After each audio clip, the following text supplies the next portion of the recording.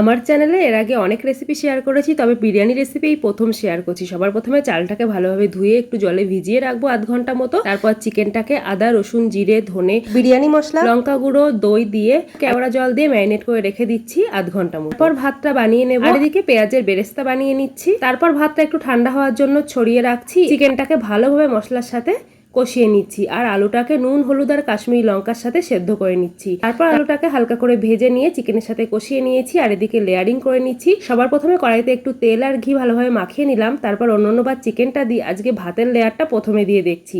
ভাতের লেয়ার দিলাম, তারপরে চিকেন দিলাম, তারপরে আস্তে আস্তে ঘি নুন চিনি দই কেশর ভেজানো দুধ পেঁয়াজ বেরেস্তা বিরিয়ানি মশলা একটু লেবুর রস সবকিছু দিয়ে খুব ভালোভাবে সাজিয়ে নিয়ে দমে দেবো 20 মিনিটের জন্য। 20 মিনিট পর দমটা হয়ে গেলে একদম রেডি হয়ে যাবে দারুণ স্বাদের চিকেন বিরিয়ানি। পারলে একটু সাথে রায়তা বানিয়ে নাও, তাহলে আর কিছুই লাগবে না। তারপর গরম গরম সার্ভ করো। আজকের মতো টাটা।